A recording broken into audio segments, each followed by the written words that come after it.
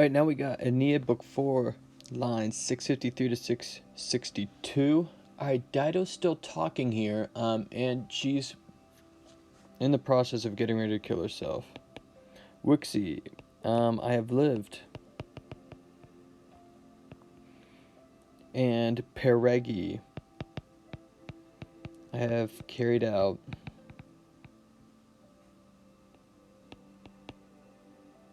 Cursum, the course, and that's like course of life.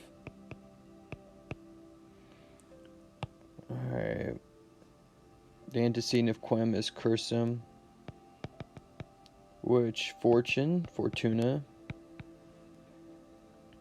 had given.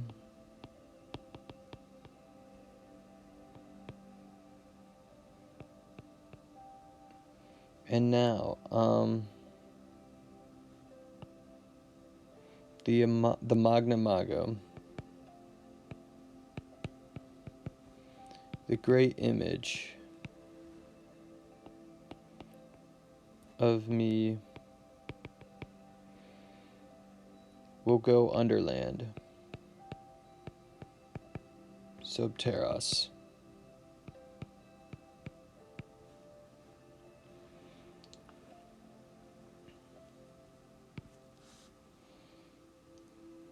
Alright, and the Magna Mago, that's almost like her legacy, and it's almost like she still thinks there's something positive to hold on to, but that there's nothing more coming, and kind of quit while you're ahead or only so far behind.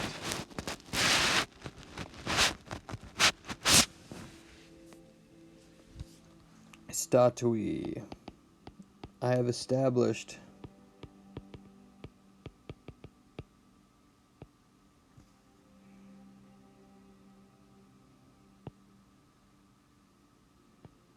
a Praeclarum Urbum, a splendid city.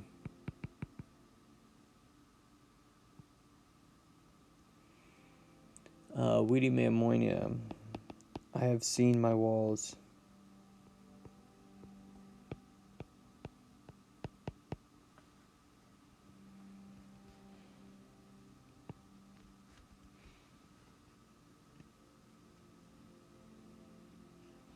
Ulta, is describing Dido and the eye. Having avenged the weir of my man or my husband.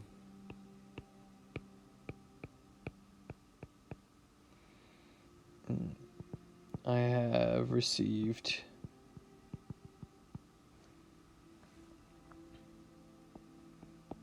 punishments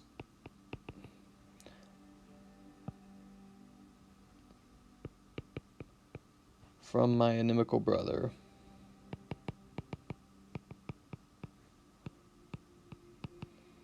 And that just means that he paid a penalty for what he did.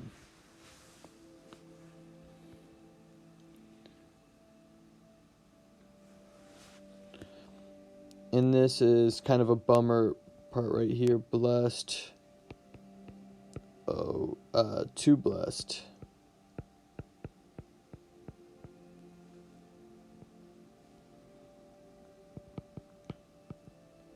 If the Trojan ships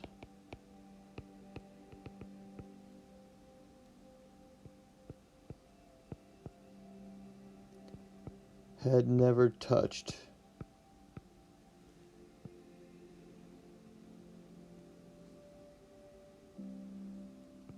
and I need to throw in an if only. Hold on. Tantum, if only the Trojan ships had never touched our shores.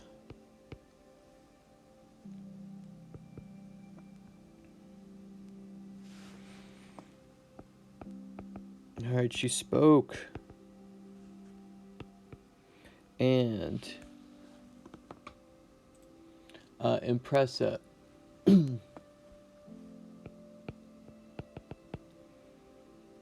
Having pressed her face on the couch,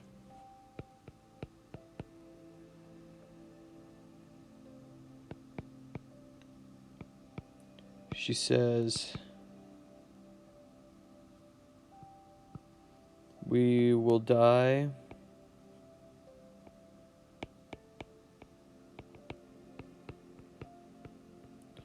unavenged." So the IE is going to be future there. Alright, that's going to be JH. But let us die.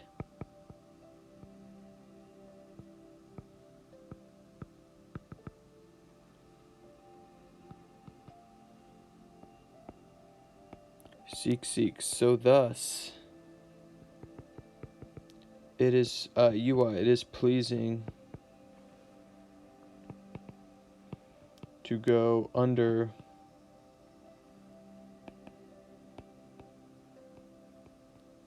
the shadows. And what's interesting about that line, the seek, kind of has an onomatopoetic effect of a double stabbing, and some suggest that Virgil put that in there as the moment in which she stabbed herself, not once but twice.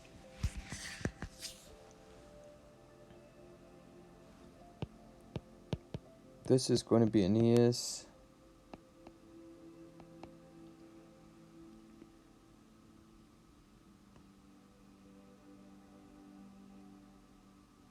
Oh, nope.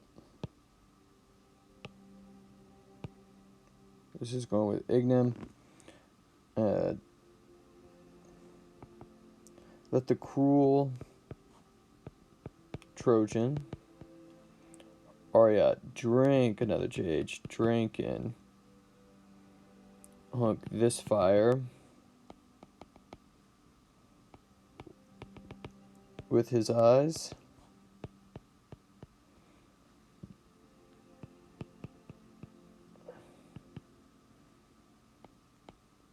From the altar, from the sea. And let him carry with himself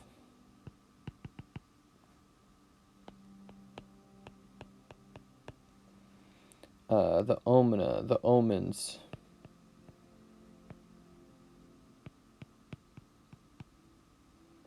of our mortis, of our death.